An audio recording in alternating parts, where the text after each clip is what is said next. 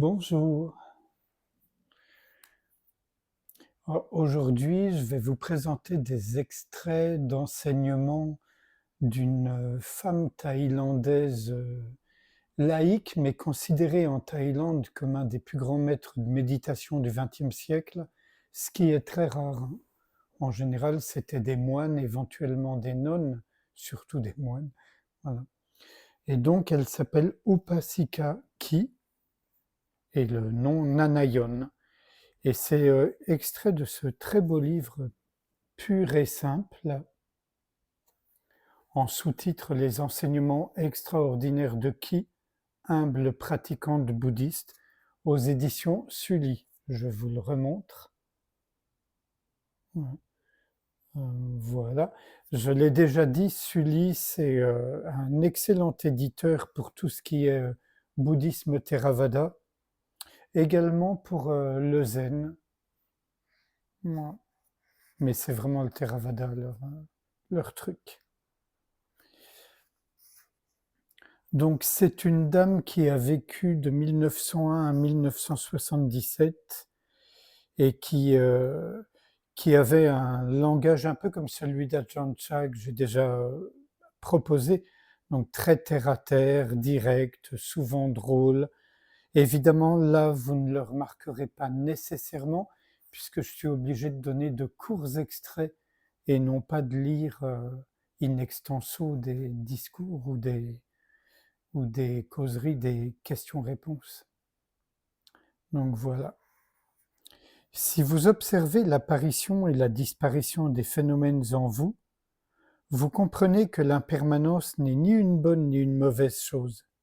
C'est simplement un processus naturel d'apparition, de prolongement et de disparition. Essayez de voir cela en profondeur et vous balayerez tous les poisons de votre esprit comme quand vous balayez régulièrement votre maison. Si une saleté se dépose, vous la détectez aussitôt. À chaque instant, nous devons donc balayer tout ce qui peut surgir, durer, puis passer. Laissez tout passer sans vous saisir de quoi que ce soit.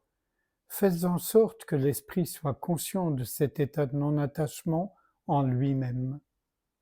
Il verra alors que quand il ne s'attache à rien, ne se saisit de rien, il n'est pas bouleversé, mais au contraire, libre et paisible.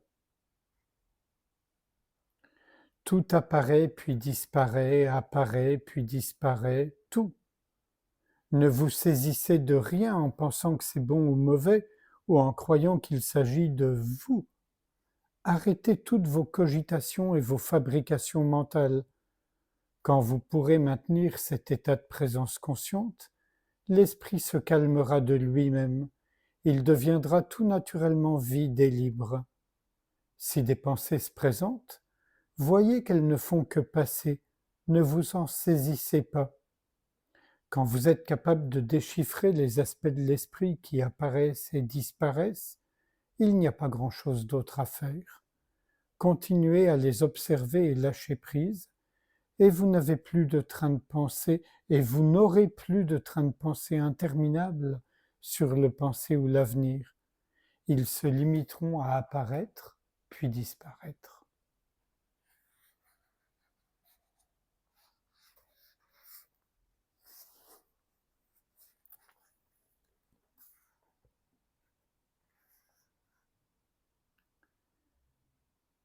Alors, où est-ce? Même si des pensées occupent l'esprit, observez-les simplement, laissez-les passer. Le cycle ralentira. Il y aura de moins en moins de fabrication mentale.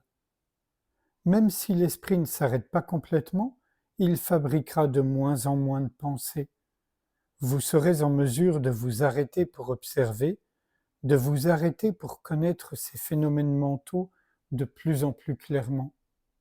Alors, vous parviendrez à voir les tours que nous jouent les pensées, le piège des mots qu'on leur attribue, du plaisir, de la douleur et ainsi de suite. Vous serez en mesure de voir qu'en réalité, il n'y a rien à l'intérieur et que la cause de votre saisie des éléments mentaux était l'ignorance de cette réalité, que vous vous êtes vous-même fait souffrir, piégé par cette ignorance.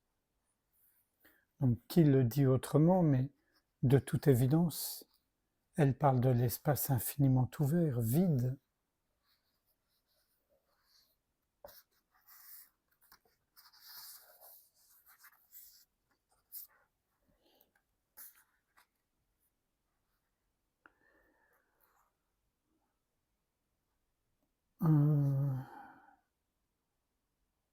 Pardonnez-moi. Une fois que vous avez la connaissance, parenthèse, que vous avez appris à observer et laisser passer, laisser surgir, durer un moment puis disparaître, une fois que vous avez la connaissance, il n'y a plus qu'une chose à faire, lâcher, dénouer tous les liens et se libérer. Imaginez comme cela peut être bon. Ce que nous pratiquons, c'est l'art de s'arrêter pour être en mesure d'entraver tous les problèmes possibles. Quand les poisons mentaux apparaissent pour obtenir quelque chose, pour se saisir quelque chose, pour se saisir de quelque chose, nous ne jouons pas leur jeu, nous les laissons passer.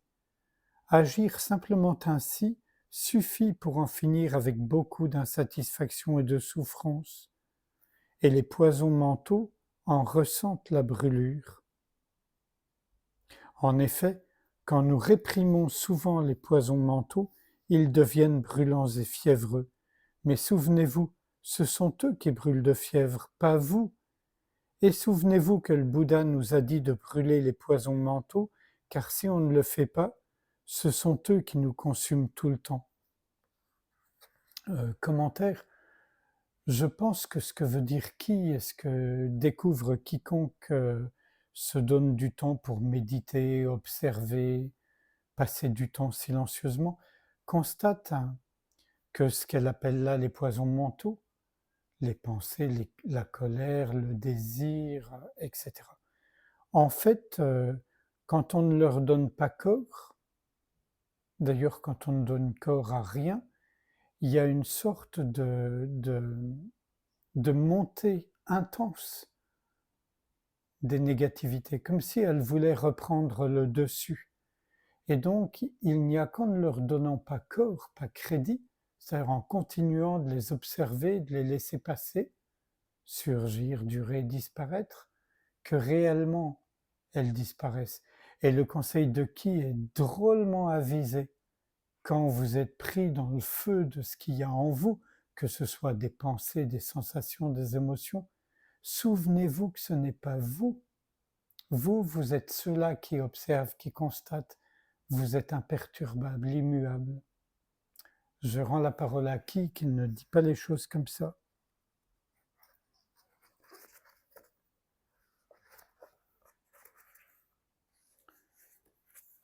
Alors là, c'est toute une série de recommandations dans un chapitre qui s'appelle Pur au féminin et simple, le titre du livre.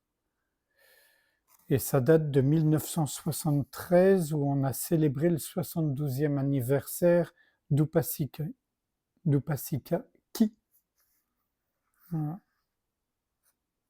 La première chose que l'on vous demande quand vous décidez de pratiquer, c'est d'aimer la vérité et d'avoir l'endurance nécessaire pour agir selon la vérité. C'est seulement ainsi que votre pratique pourra aboutir.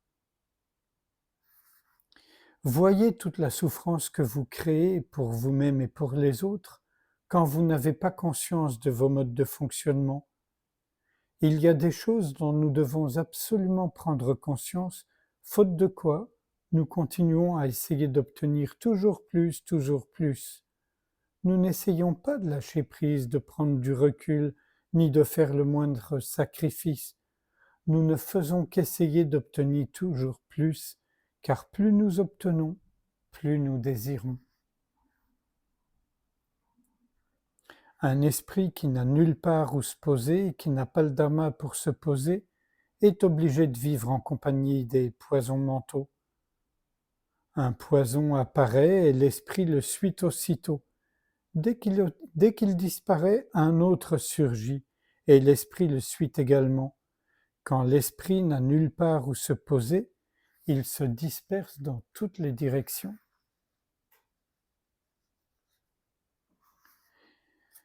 La partie la plus importante de la pratique consiste à observer ce qui se passe en nous. Si nous ne contemplons pas les choses ainsi, la sagesse ne viendra pas. Si vous voulez vraiment vous libérer de la souffrance, vous devez vraiment pratiquer, faire un véritable effort. Vous devez lâcher prise, à commencer par les choses extérieures, et vous tourner vers l'intérieur. Vous devez vous libérer de votre tendance à vous enticher de tout ce qui est attirant. Quand on renonce à quelque chose, l'important est d'en voir les désagréments. C'est seulement ainsi que vous pourrez lâcher cette chose, une fois pour toutes. Si vous ne voyez pas les tourments qu'elle occasionne, vous y resterez attaché et elle vous manquera.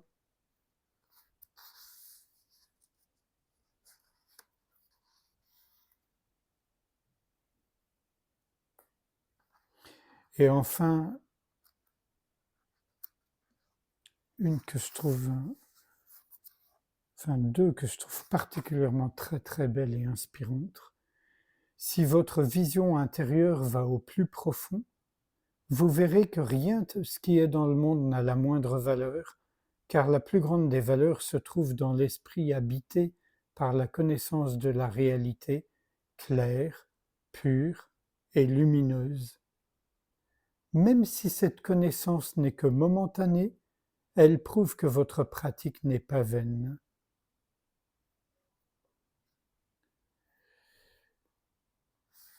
Et voilà, là, quand on contemple les phénomènes du présent, la façon dont ils apparaissent, durent puis disparaissent, il faut continuer à observer jusqu'à voir, tout au bout, ce qui n'apparaît pas et ne disparaît pas. Quand vous aurez une parfaite compréhension de l'apparition, la durée et la disparition, vous vous retrouverez face à la vacuité. Un dernier commentaire. Bien sûr, elle est bouddhiste, elle est dans la tradition bouddhiste, elle est imprégnée de la nécessité de l'effort, de la pratique de la méditation assise, notamment Vipassana, et elle a tout à fait raison, évidemment. Mais on peut dire et voir les choses autrement. C'est-à-dire que c'est pas tant en termes d'effort ou de renoncement, à mon avis, mais plutôt en termes de compréhension et de retrouver le plus vite possible cet espace de vacuité auquel elle fait allusion, que moi j'appelle l'espace infiniment ouvert, qu'on peut appeler le vide, le soi, la conscience, la présence. Vous voyez, c'est ce qui est immuable et qui constate tous les phénomènes qui surgissent, durent un moment, puis disparaissent. Je voulais juste dire ça. C'est pas, d'ailleurs elle le dit pas elle, mais ça peut être compris comme ça, comme une sorte de sacrifice ou de torture, ou pas du tout, pas du tout.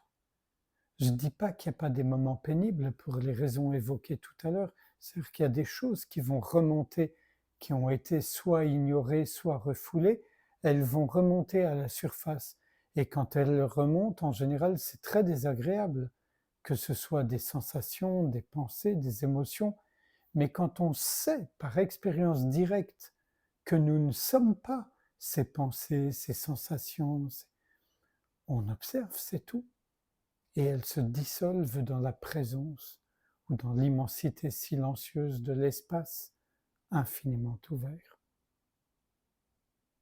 Sans réfléchir à ce qui vient d'être lu et dit, si vous le voulez bien, nous pouvons passer un instant ensemble en silence, simplement observer.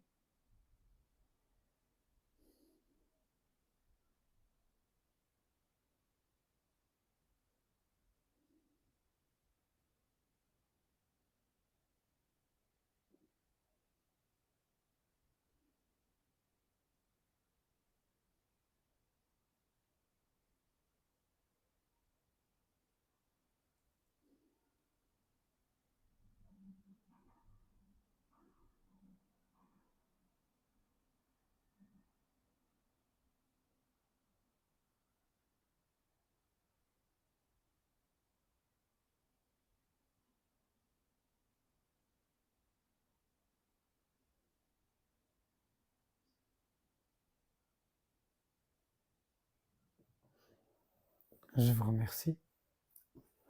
À bientôt.